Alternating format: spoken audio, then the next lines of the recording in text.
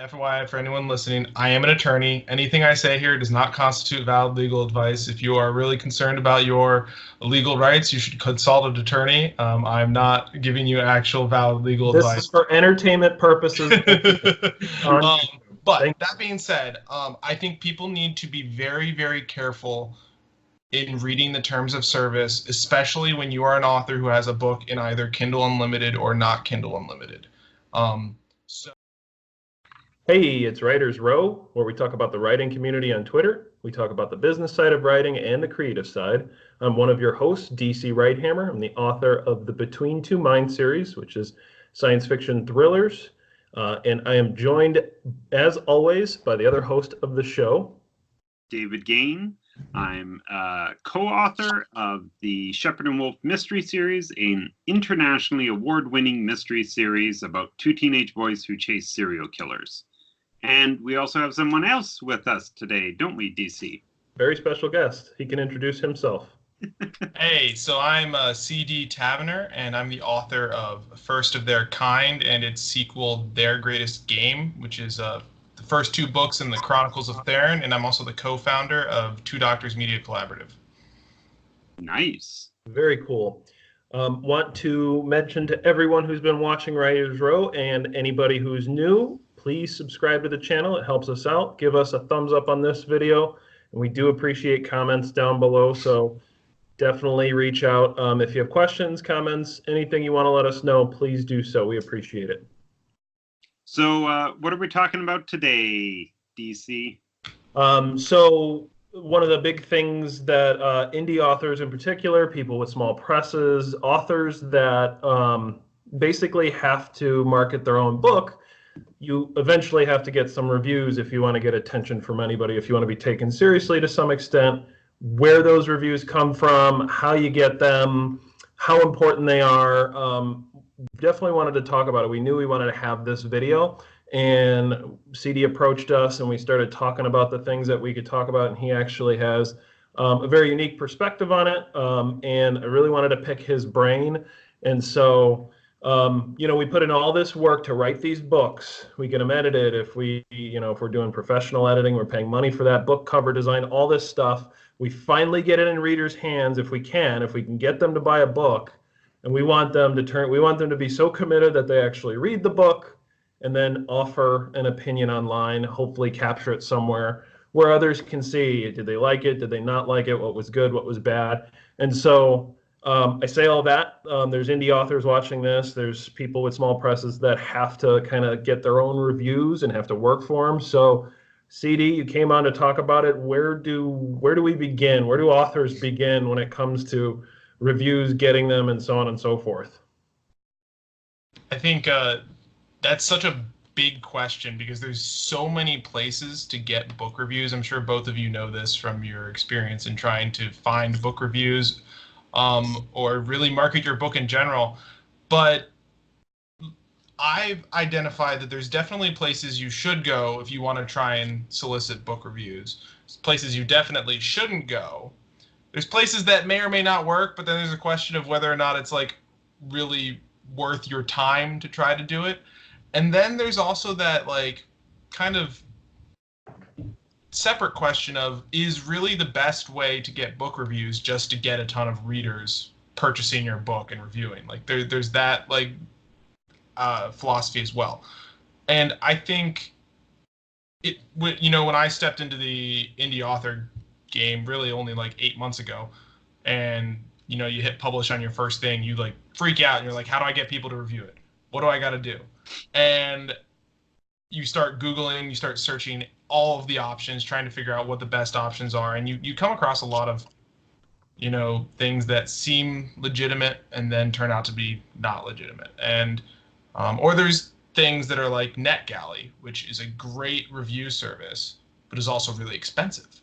And there's also potential questions about how do you really capitalize on that, because people who review on NetGalley don't necessarily review on Amazon, which a lot of independent authors really value getting that Amazon review. And then there's places like, I believe there's the website the Indie View, which just lists like hundreds of independent book reviewers that people can contact send their book into the void and hope for the best that the person's gonna be intrigued by your blurb that you've sent them about your book. And so honestly, like, it's all overwhelming, and that's why I feel like there's a lot of people will see on Twitter, some independent author saying, hey, how do I get a book review? Someone please review my book, because people are crying out like, this is overwhelming. This is incredibly difficult to do, to try and find people to just review your book.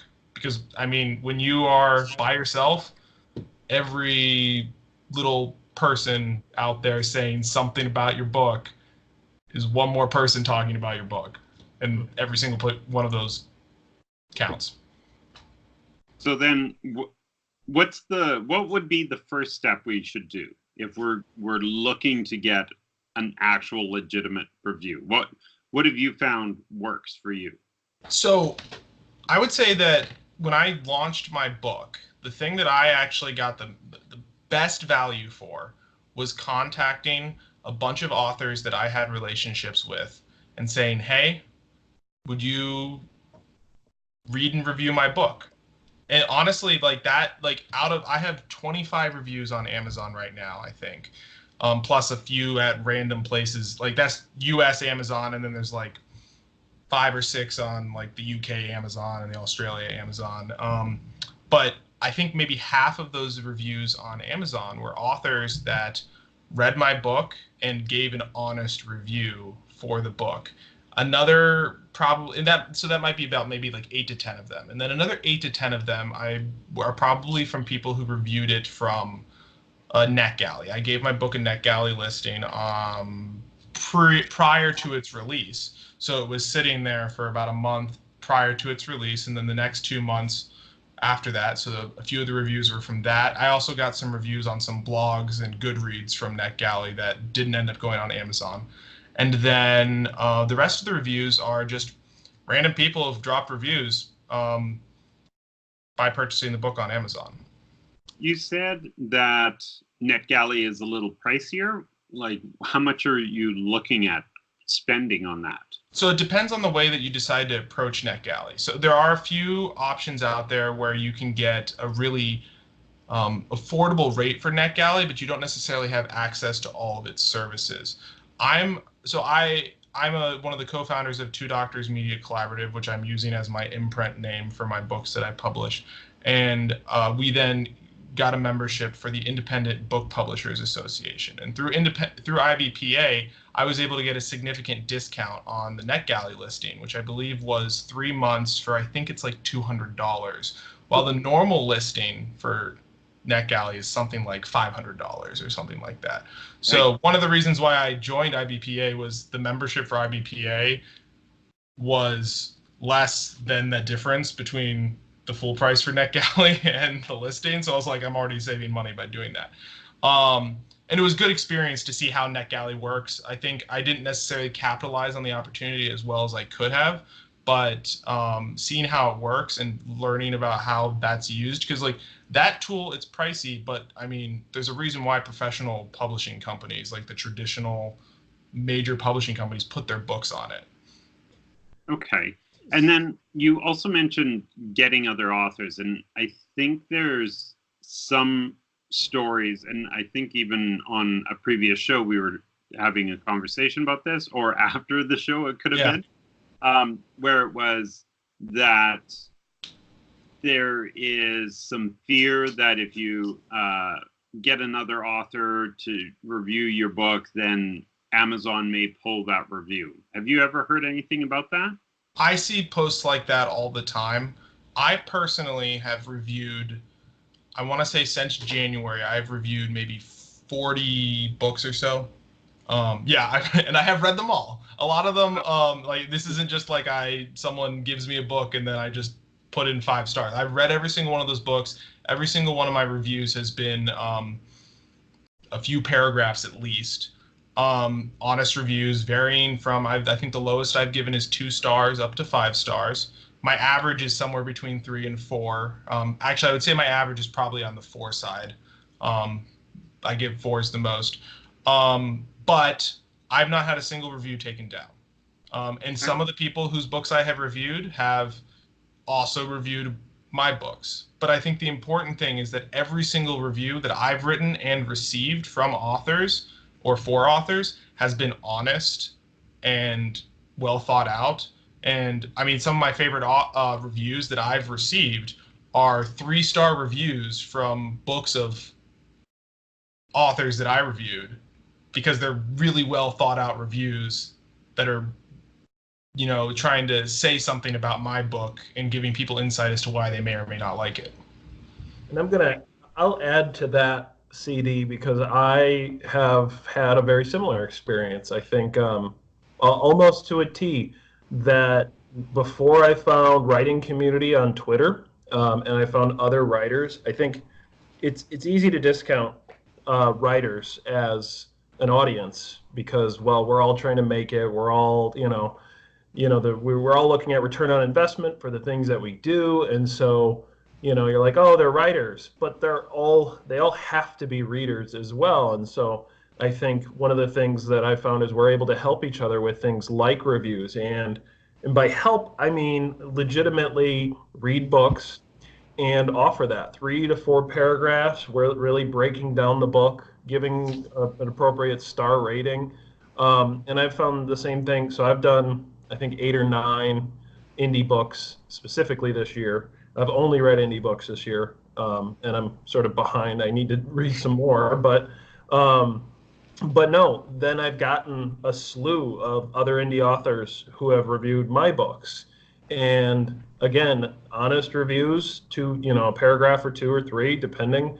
And it was in no way like, and early on I had someone just blast one of my book posts, and they're like, hey, you want to trade reviews? And I ignored that post altogether because, number one, what do you get from that? You get another number, you get this, review out there. But then you're always kind of living in fear that will be taken down, or you will be sort of blacklisted or something like that. In the end, Amazon's website is their website, and their terms of service today can change tomorrow. Yep. And can null and void half of your reviews.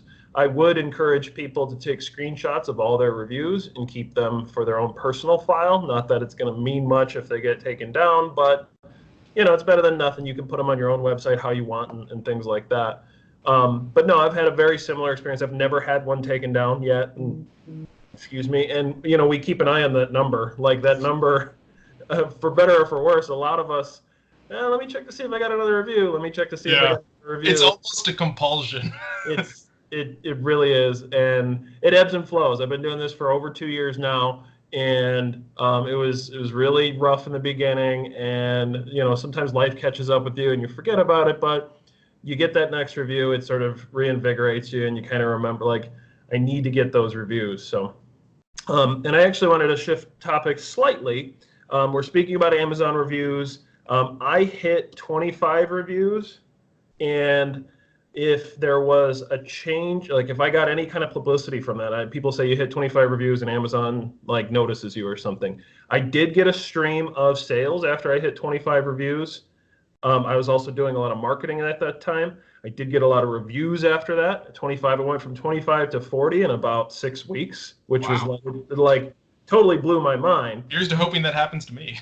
Yeah. Well, so I don't know and that's part of the problem being an indie author, right? Sometimes you have success and you can't bottle it up and, do it again. But that happened. It was a frenetic period. So do you know, and I still don't know, I've looked it up occasionally, is there a threshold, 25 or 50 or 100? Like, do we get boosts from that, or do you know anything about that?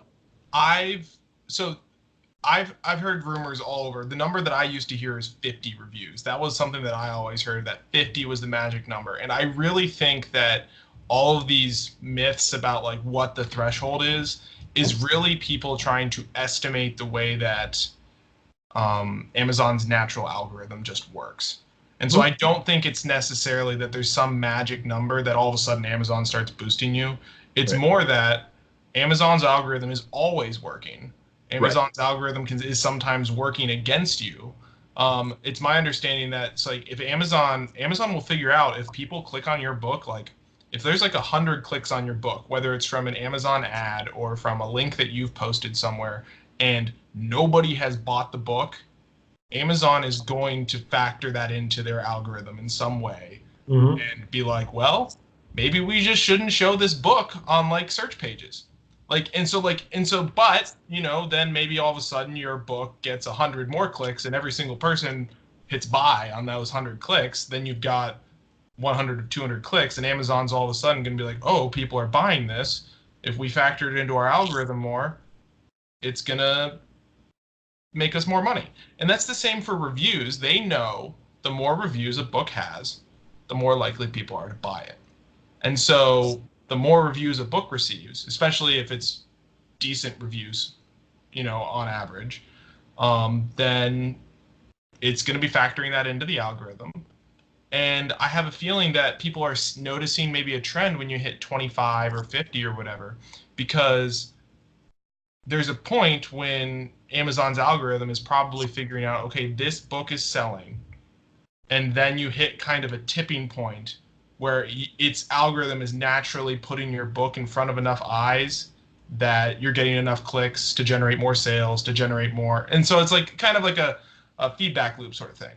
But Amazon has never said, hey, if you get 50 reviews, then we're going to start promoting your book naturally. Like I think it's just all just part of the math of the crazy formula that they're always changing. Well, and I think two things on that. I think number one, if they did put out a number, they would see a skyrocket in artificial reviews. So I don't think they're ever going to come out and say, hit this number, it's the sweet spot, and that's going to work for you. So I don't think they're going to do that. The other side too is, I think as indie authors, we think of, oh, they're advertising my book, they must like me. The algorithm neither likes nor dislikes. It looks at the numbers and it makes a decision based on if it thinks it can sell more product for them. They want to make money. That's the whole purpose of them being an online store. And so that's it. I think that we have to remember that we're working with a business that's trying to do this. And so if we make the business happy by, we are generating sales for them, then the algorithm will work itself. There's no evil person like they haven't sold a book, so we're going to ignore them. No, it's numbers in a computer that if your numbers come out right because you've been driving sales and it looks good and you hit certain thresholds, they're going to correct and they're going to start putting your book with other books that have similar numbers that are better than, say, where you were before. So just kind of wanted to phrase it that way because I think there's a lot of this personal, things like, oh, Amazon took down my book, they're evil corporation. They are what they are, they're business, and this is kind of how you operate in the digital world in 2019. So now that we've kind of talked a bit about what we can do and what we're aiming for, what are the things that we should never do? So this is something that I think people mess up a lot. So I'm going to phrase this as, FYI, for anyone listening, I am an attorney. Anything I say here does not constitute valid legal advice. If you are really concerned about your legal rights, you should consult an attorney. I'm not giving you actual valid legal advice. This is for entertainment purposes. But that being said, I think people need to be very, very careful in reading the terms of service, especially when you are an author who has a book in either Kindle Unlimited or not Kindle Unlimited. So the terms of service for Kindle Unlimited explicitly say you may offer a book for free to bloggers or professionals or editors for them to review to give you feedback. However, that terms of service it is kind of silent and more so kind of implies that those people cannot leave an Amazon review. And this is something that I think people often mess up for the Kindle Unlimited situation. That I've talked to other authors who have actually contacted Amazon's customer service on this specific question. And sometimes the customer service agent gives a different answer depending on what customer service. But the general theme is they repeat that kind of statement regarding the KU.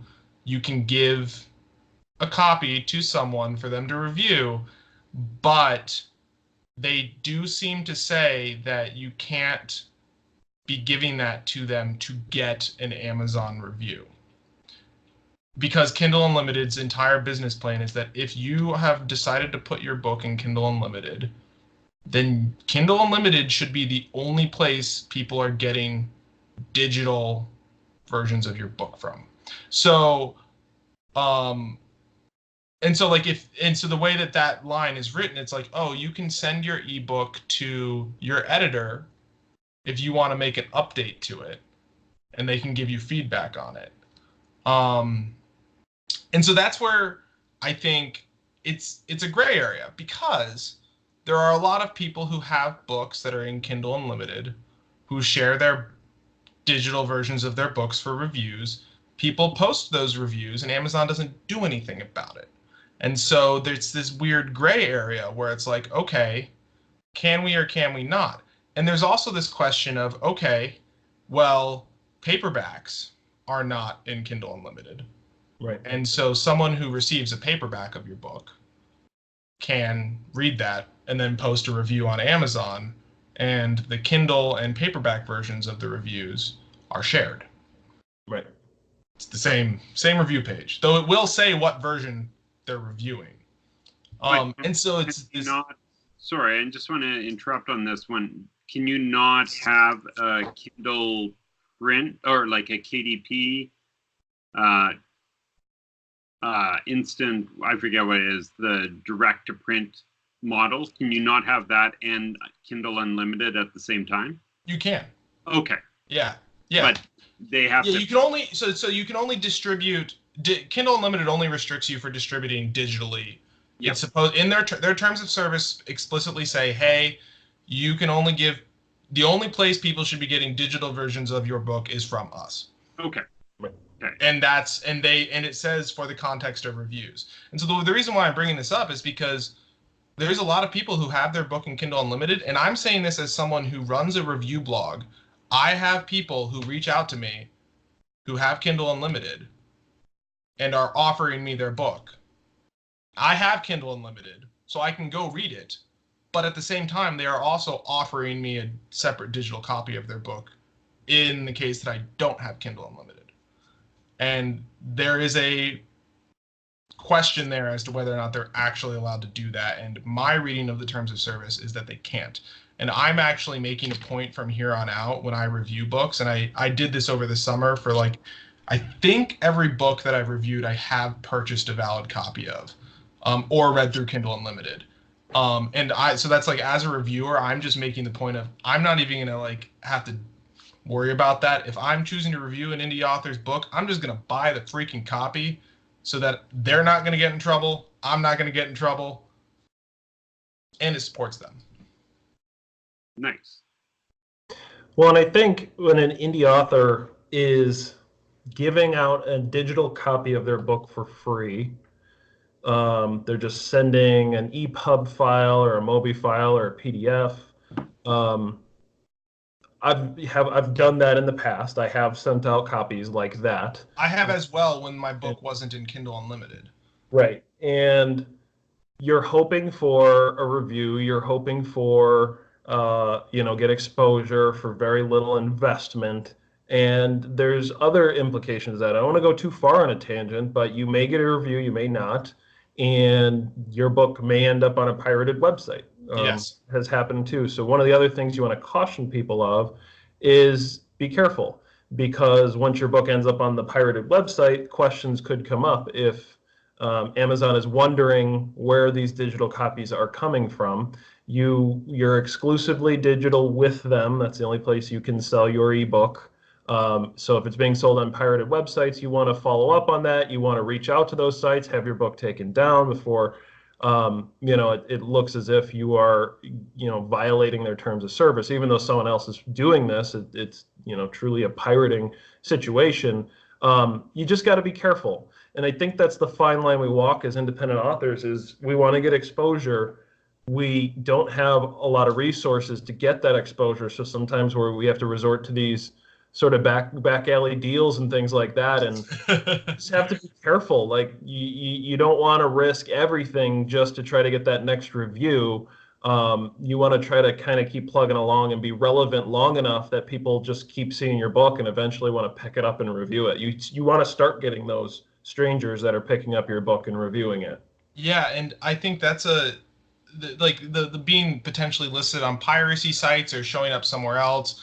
Like there's all of those potential fears, and this actually loops back to when we were talking about NetGalley. And one of the authors that I talked to said that one of they reached out to the Amazon customer service to ask, hey, is it okay to have a book in Kindle Unlimited and a book in NetGalley?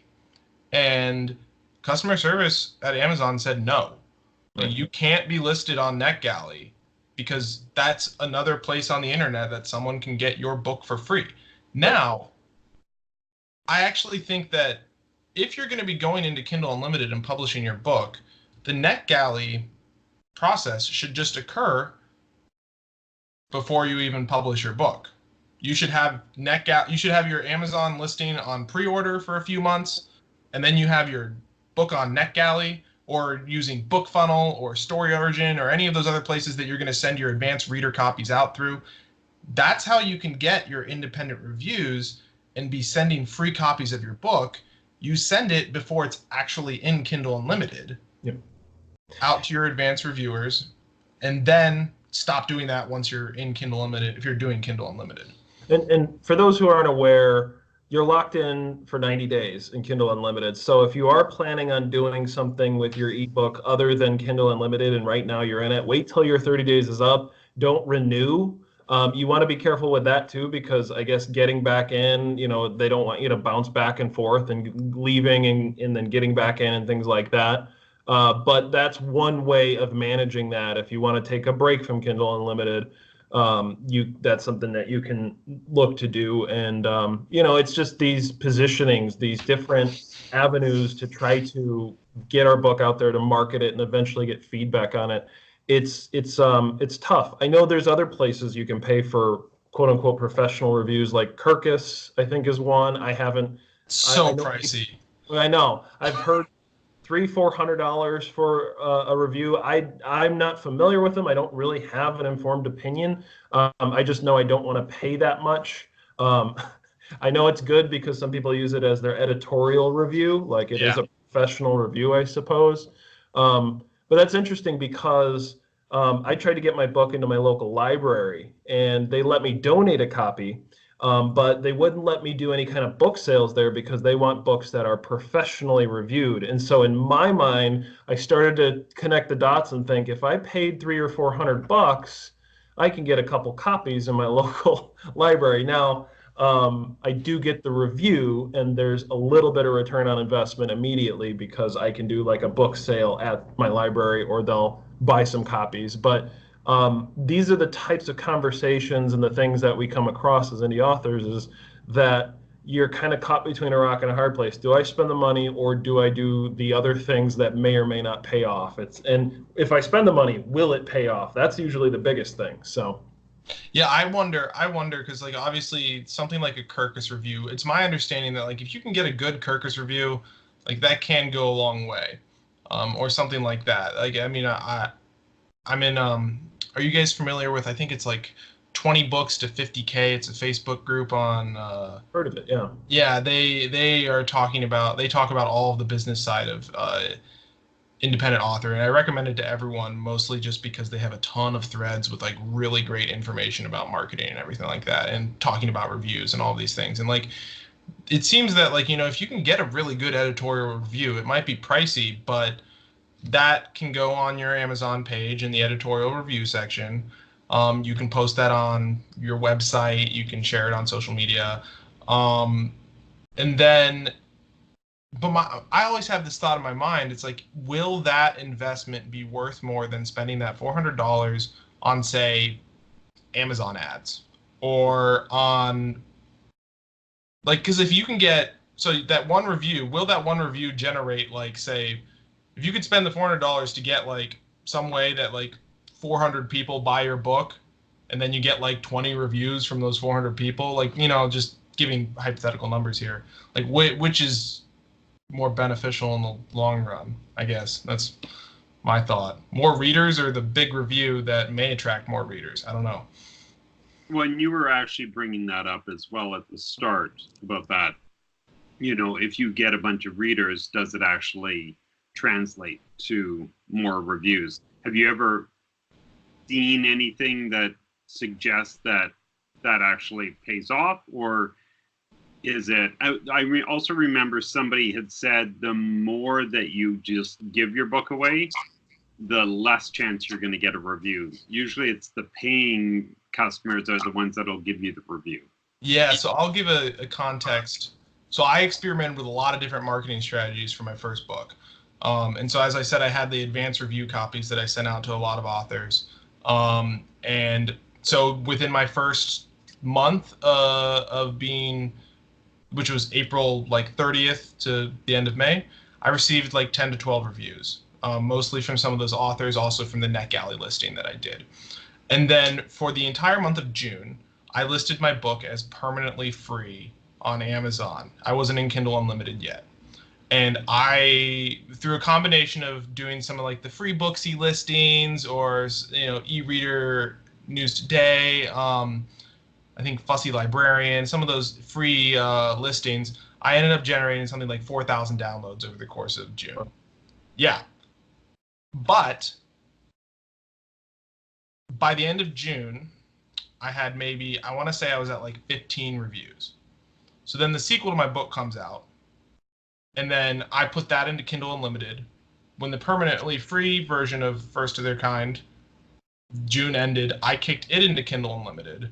And since it's been in Kindle Unlimited, so July and August, it's received another 10 reviews or so. Now, I don't know how many of those reviews are from people who downloaded it in June, but since I kicked it into Kindle Unlimited, First of Their Kind has averaged like 300 page reads a day. Right. And some of those reviews that pop up are random reviews that don't look like any, like in their verified purchases. And so I have a feeling that most of the people who downloaded in June have not touched the book. Right. And the people that are reviewing it are the people who are reading it. If they're the random people who are dropping, are probably the ones who are reading it through Kindle Unlimited. I found something very similar. I actually ran a 2-day free offering of my first book, and I sort of posted it on all the social medias and may or may not got banned from some Reddit threads because I posted it, got a bunch of free downloads, and then they said, you're not supposed to do that here. I got 1,083 downloads in 2 days. And part of it was I got to the top like 10. I got to the top 10 on that free board in my genre. Yeah. And then it just kind of skyrocketed from there. It was very crazy 2 days. Every time I looked, there was another like 20 or 40 downloads here or there. From that, I may have gotten 3 reviews, maybe. Yeah.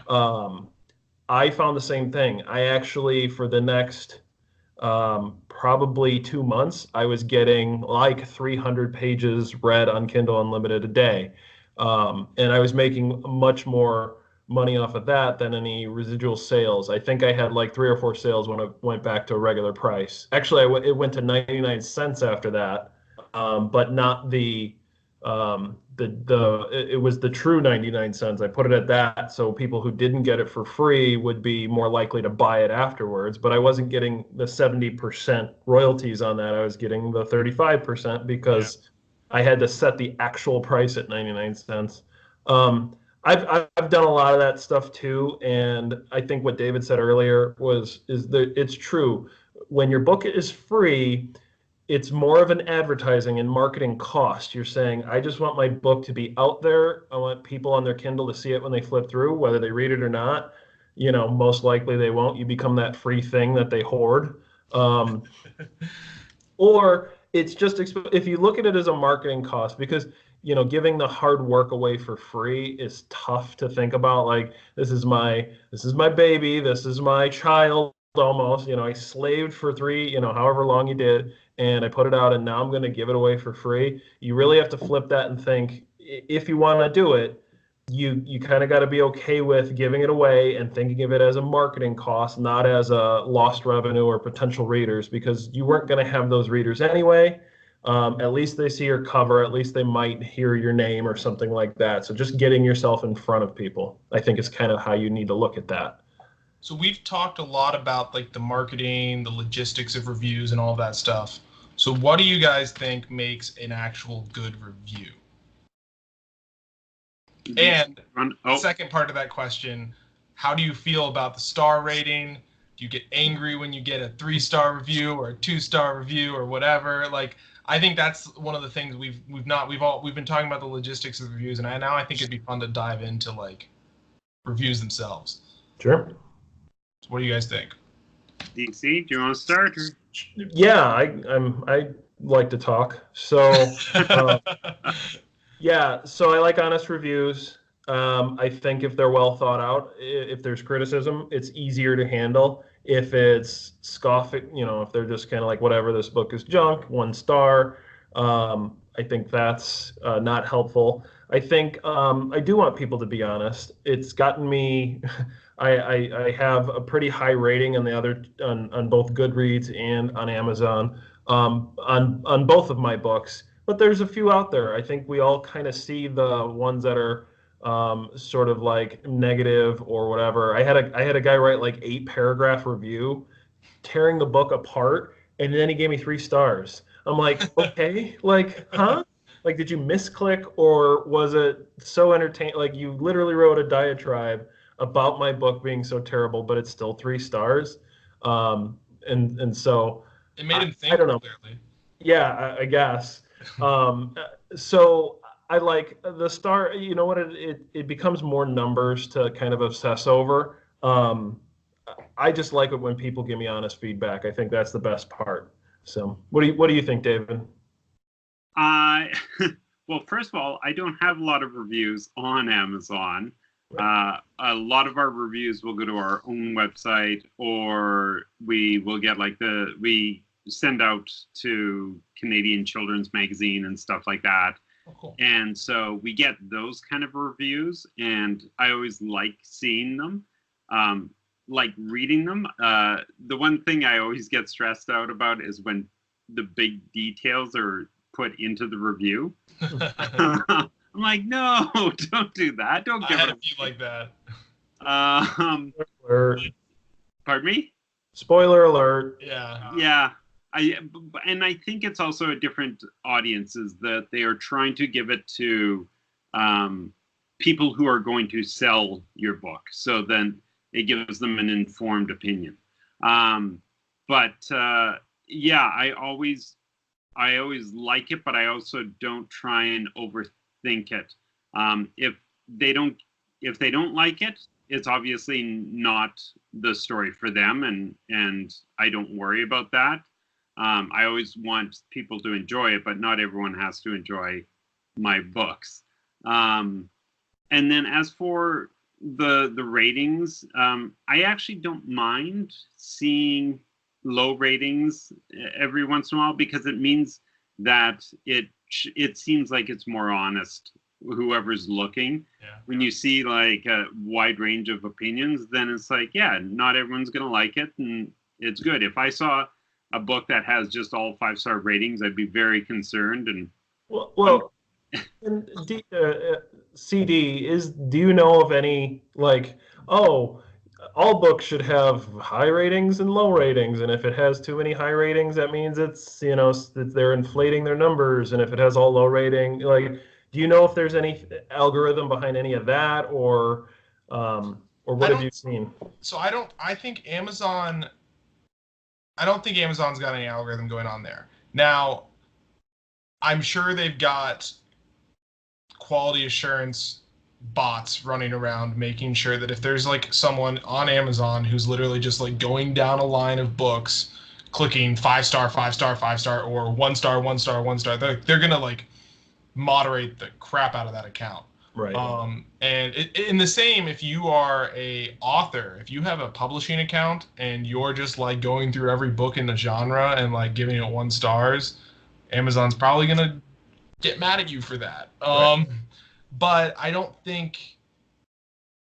think that any perceived effect of like a book not selling well because it has like 5 5-star reviews and that's it, like that's just going to be customer effect. Like if customers don't trust a book that has all 5-star reviews, that's a customer Yeah. effect. And it is interesting because when I'll look at books and I see that, I think I'm like you, David, where I'll click on a book and it's got 20 reviews and every single one of them's 5 stars, and then you go onto the review page and every single one of them is only 1 sentence long, and I'm like, There's something. really? Yeah. Nobody had anything substantive to say about your book other than it was really good. Right. Yeah. And Absolutely. I mean, and I obviously I'm not going to name any books. I'm not going to target anyone, but there are websites out there that you can literally pay like $100, and they'll use that $100 to buy copies of your book so that they're verified purchases, and they've got a suite of people who will literally just review your book for you. And that's sketchy. That's definitely illegal. Well, not illegal, against Amazon's terms of service. Right. And I really caution people from using those types of websites because you're not getting real feedback. You're not being honest to people. And if you get caught, you're going to get in a lot of trouble for your future career as a writer. As a side note, I remember somebody scanned the New York Times bestseller list by doing something like that, where they basically just bought all their own book and shot the rating. Yeah. I think I'm like you too, that I actually like getting. I think one of my favorite reviews is a 3-star review. I know that for sure, just because like you read it, I know the author who wrote it, and I'm like, this is a great review. You made really great points. The book you're not necessarily the ideal audience for the book, but you also did a good job of pointing out like who might like the book. And that's something that's really important to me is if you don't like the book and you're reviewing it, but you know who's going to like the book, say that in the review. That is the best thing you can say because you're like, I didn't like this, but I know someone who likes this type of book is going to enjoy this. Yeah. No, I agree with that. That's fantastic. The other type of review I really like is not one that, and I tend to do these a lot. It's not always about what I loved about the book or hated about the book, but it's more just thinking about the book. What kind of ideas did it bring up? Yeah. I always like those because then it means that they've given a bit of deeper thought into that review. So although now I just patted myself on my own back. Those are my favorite reviews too. I think, and also like one of them where you can just see the voice of whoever the person is coming through. Like there was one review I got that this is probably my favorite 5-star review, and it's not a long one. It's like maybe 4 sentences. But the first sentence, the person's like, I don't usually leave reviews, but this book was like, and then just went on about like what they really enjoyed about it. And it was like the sweetest thing to see, because that's the moment where you're like, okay, for every person who's like, that book really just didn't work for me. And then you have someone who like, you can tell by the way they've written it that like your words have impacted them. That's why I read every review I get, because I'm like, to know that the words that you've put out there for people to read have impacted someone like that, that's like such a great moment. Like I'll take one of those people for every 10 who are like, this book sucked. I'm gonna give one other one that I really, really love. It's the reviews, and this is totally counter to everything we've talked about. It's not the Amazon review. It's not, just a name on a screen. It's when somebody takes the time to send you an email and say, this is what I thought of your book. I love those. Those are fantastic. And then you get a chance to thank them for it and have the dialogue with them, and then you try and see if they'll put it on Amazon. Those are really, really wonderful. I love those. We recently just got one like a couple of weeks ago, and yeah, it's fan mail, really. That's what Yeah. So I had a guy from work discover my book. He had bought a copy a while ago. He finally read it, and he hits me up on Slack. He sends me a message, and he's like, "Oh man, this is great." And I'm like, "Hey, can you review it?" He's like, "Yeah." He's like, "Where can I get your second book?" And so like like I was like, having a regular day at work, and suddenly it was like the best day at work because this guy was like super excited, and so That's so awesome. yeah, it's really cool. So. I really appreciate you taking the time, CD. We need to transition to actually trying to sell something at this point in the show. So let's see. CD gets to go first because he's our special guest. You have anything you want to mention? You want to promote? Yeah, actually, so I'm not going to promote my own thing, though we can give away a few. After we just talked about how the best way to get reviews is to have people buy your book, I'm totally willing to do a few giveaways of my book. But to promote something, I'm actually going to promote the book of one of my the authors that's publishing through Two Doctors Media Collaborative. So his name's Tyler Hansen, and he just released his the sequel to his first book. So his first book is called Personnel, and then the sequel, Conscription, came out. And I encourage everyone to check out his series. It's really cool, really fascinating alternate reality where like pretty much takes every conspiracy theory imaginable and just like turns it on its head and makes them all connected to each other. And it's a lot of fun. And it's kind of like a mishmash of like the Matrix and X-Men and like all that type of stuff. It's a lot of fun. And so I'm his editor, and my wife actually designed the book covers for it as well. Nice. Yeah, so you guys should check out his books. Cool. DC? I am going to a fellow Ohio. Yes, Ohio. Don Hosmer's book, Bits and Pieces. This is on my to-be-read list. I brought it with me. I'm actually on a little retreat now, so I'm going to dig into that. Finally, I'm going to start that. It'll take me forever to get through because I'm a terrible reader. But go pick it up. I've heard great. It's got a ton of reviews. They're all really good. She just came out with her other book. I'm going to screw up the title if I try to remember it. Her other book. It's her other book. It's Look up Don fantastic. and check that out. So I appreciate it. On it. What? It's got a ton of reviews on it, actually. I just was looking at it. Wow. I have Bits and Pieces on my bookshelf as well. And I think it's End of Echoes, if I'm not mistaken. The End of Echoes. That's right. All right.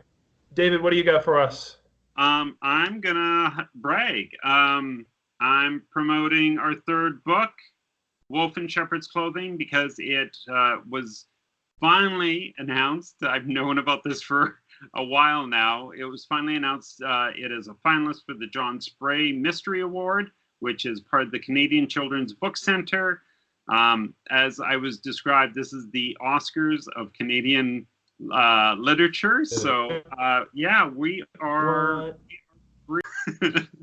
So I'm promoting Wolf in Shepherd's Clothing, which was just recently nominated for the, no, it wasn't a nomination, it was a finalist for the Canadian Children's Book Centre John Spray Mystery Award.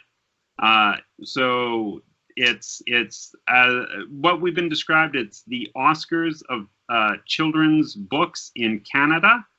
And so we are doing the High Plains Book Awards October 12th, and then and that's in Montana, and then we fly off to Toronto to go to the award ceremony for the John Spray, the Canadian Children's Book Centre Awards. So we are hopping around the country, I guess the two countries, to do it. So I'm pretty excited, and I've been holding on to that secret for a while, so I'm happy to get rid of that one. So awesome. Cool. All right, well, we appreciate it, CD, coming on the show as always, and David, appreciate it as always. So absolutely, thank you, CD. And I didn't screw up CD DC at all once. I don't think you did. ACDC, we got it. It's good. DC. Thanks everyone for watching. We'll catch you next time. Bye.